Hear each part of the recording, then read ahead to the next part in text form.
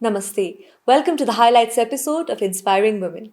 I'm your host Arya Kharel, and in this episode, we will revisit the most powerful moments of season 1.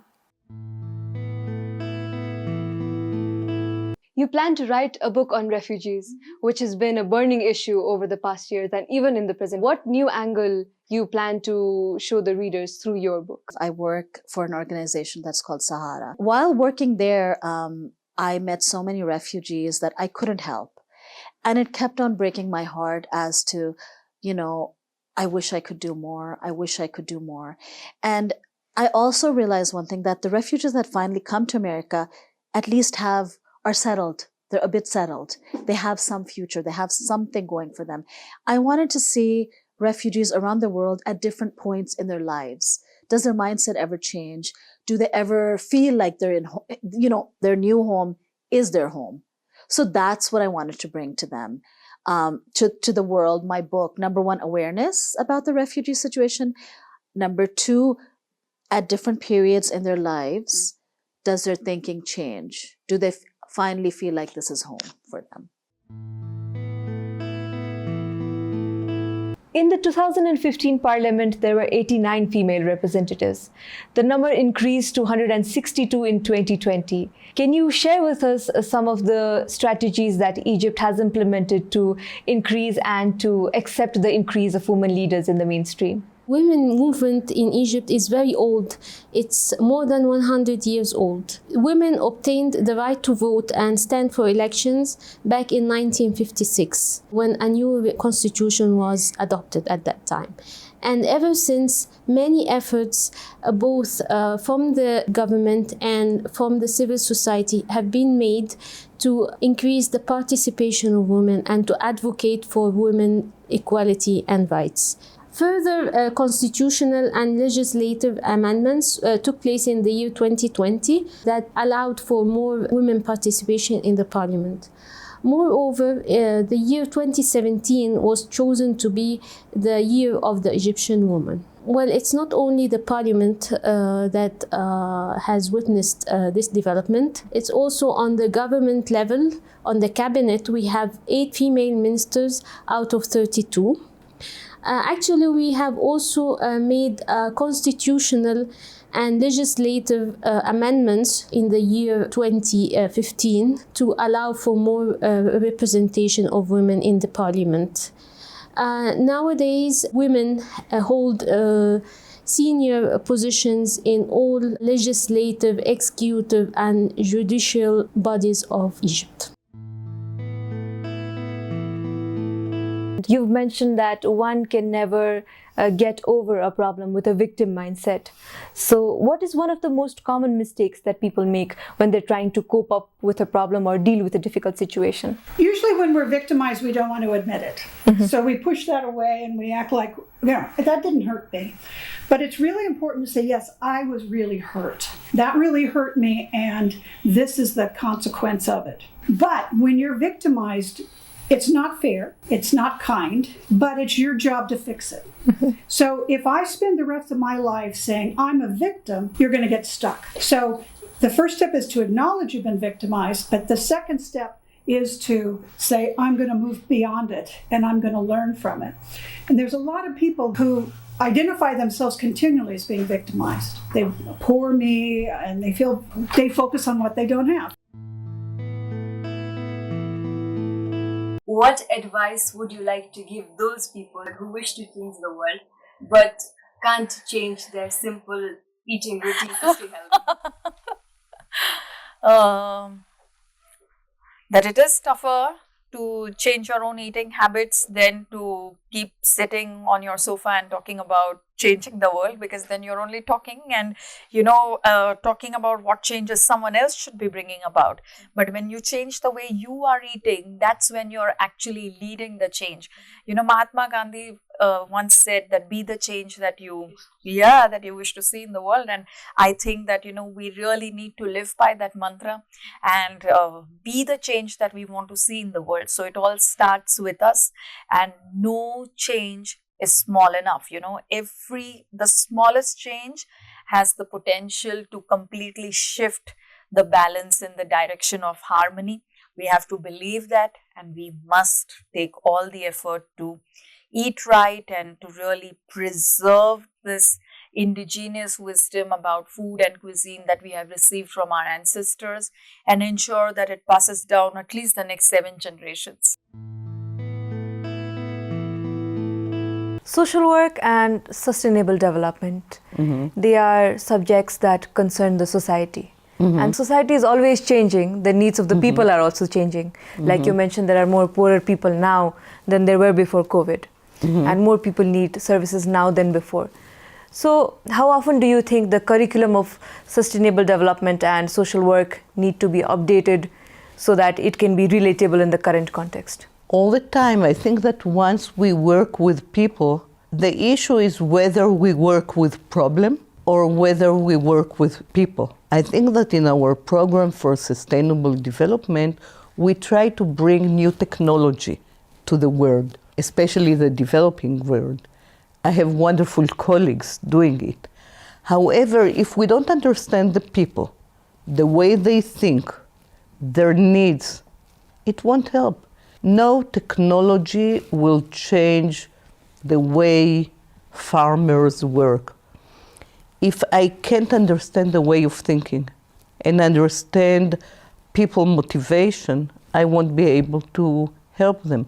So I think the idea of working with the people, not doing things for them. What I've learned over the years is that if rather than treating the problem, you treat the person, rather than relating to what people don't have, you relate to what they can achieve, what strengths they have, their characters, how they can mobilize them, then we can achieve a lot. Whenever you're working with a team, it's a very important thing that nobody feels left behind or nobody feels criticized. So how do you manage to do that? Everyone has their own strengths and weaknesses, and that is the beauty of a team. I have 12 imprints that I lead. So each imprint has a particular list and kind of books that editors publish into. So that gives them a lot of space for creativity, to express themselves through their work. And I actually like a conversation. I like editors who say no. It's good to have a discussion. You don't want always yes people. I don't think the creative world can thrive like that. Many times, parents pressure their children to take a career that is different from their field of interest because it has a good future in it. So what opinion do you have regarding this? Well, I think it's important to respect your parents and try to, listen to them because they also know you well.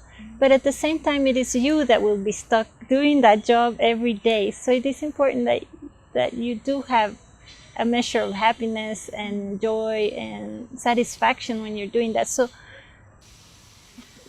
try to find, I guess, a medium, halfway point where you can please your parents, but also do what you want to do. That's hard sometimes, but at the end of the day, right, it's you that's doing that job every day.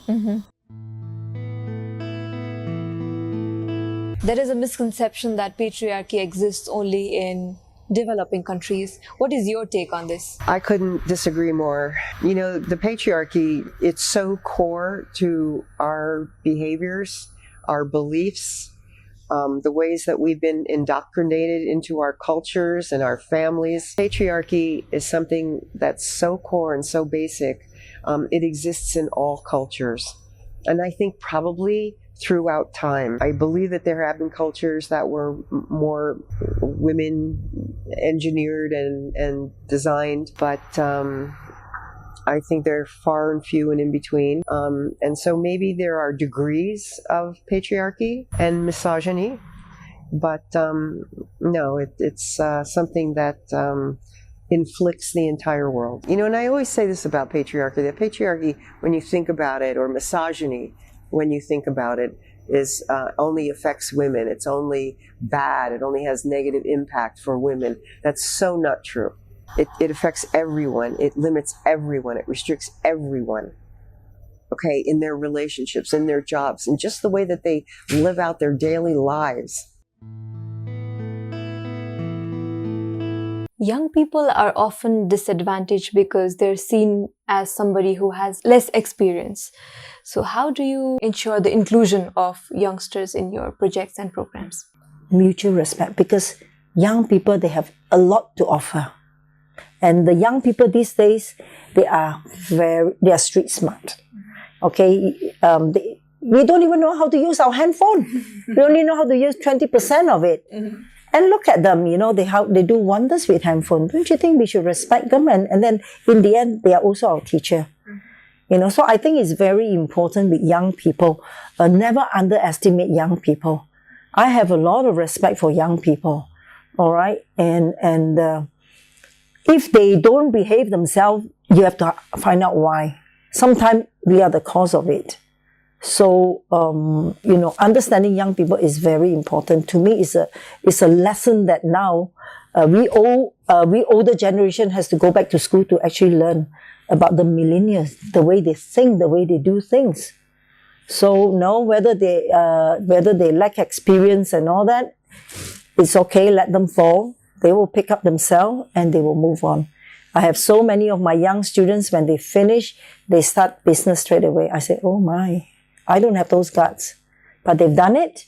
Some fall, some fail, some have done it well, but they will pick up. They are the founders, they are the CEOs of the 21st century, seriously. You worked with children in detention, you worked with refugee children, you worked in the sector of advocacy, law, policy, urban governance, and a lot more. What advice would you like to give the aspiring youths who wish to pursue a career in this field? And what are the skills that you would suggest them to develop to excel in this field? I think firstly, it's really important to work very hard and to start at an early age. So like myself, I started, work when I was 16. I already had a summer job. I was cleaning offices, but it earned me some money. And it gave me certain freedom to do certain things. I continued that while I was a student. So I've basically been working since very early ages on, and it's given me a lot of rich experience from which I can benefit, and I can relate to a lot of different people because I've been in their shoes. So I would really encourage people to work alongside their studies. Whenever they have an opportunity, go for internships, go for apprenticeships. Look to see that experience. So that's the first thing. The second thing I think is it's really important to be modest also, and to keep an open mind and to always be willing to learn. I think only if you continuously are open-minded and are open to new things and also can take criticism and also are continuously trying to look to improve yourself, you can only grow as a person. And I think this is really what is crucial in this job market of today, where people are looking for people who have that type of mindset. So I think that's really, really important. And then the final thing I think is really critical, that people continue to believe in themselves. It may be that sometimes people don't support you, but you just really have to do what your gut instinct tells you to do, and follow those steps. I think in terms of skills, it's really important to nurture your leadership skills. So to kind of gain leadership experience is really important. I think it's also really important to ensure that you have the technical skills, because only if you have the technical skills, you can supervise people later on in life who perform technical jobs. So I think often we want to quickly become the manager without going through the necessary hoops first to gain that relevant experience. So I think investing in technical skills and ensuring that you're capable and qualified in those areas is also really, really important for a successful career. One of the grave child rights violations that occurs before and during the wartime is recruitment of children as soldiers. And as you've talked about, it's not the duty of children to fix what the adults have destroyed. What change do you see in this area of grave child rights violation over the years? In some ways, that issue has energized and informed the agenda for the protection of children in armed conflict, even from the very beginning. Immediately after the Graça-Machel report, there was a coalition to stop the use of child soldiers, and that was very powerful. And quite a lot was achieved as a result of that coalition over the years.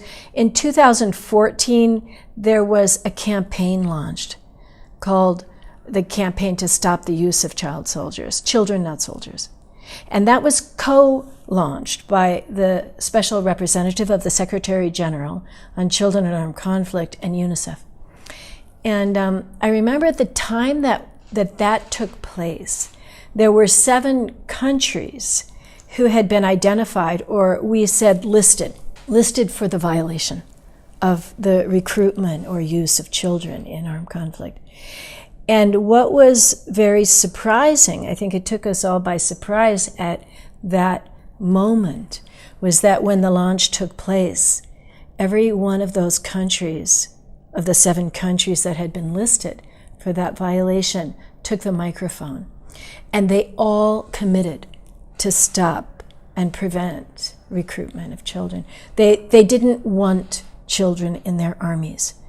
So that was a shift, a sea change. I mean, it was a new ground. And I think that was very significant. But that's not to say that children aren't continuing to be recruited and used, in particular by armed groups, and also, though, by armed forces. So there's still, again, much work to be done. Part of the prevention and recovery from that violation are action plans, which I mentioned, which actually set out steps to help prevent violations.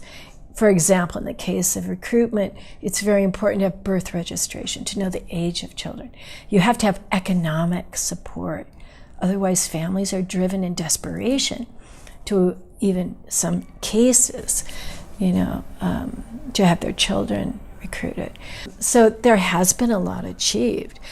One of the other recent impacts is the agenda involving children in what we call extreme violence, where children are, in some cases, convinced to take part in acts of violence in armed conflict. So that is another very big challenge that we face. But the role of children and the engagement of children in that work has also been very important, as you asked.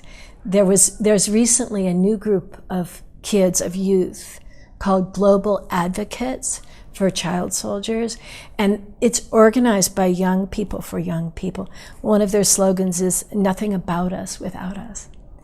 And the point is that they know maybe better than anyone what they need, both for prevention and recovery. Education is critical. Vocational opportunities are critical.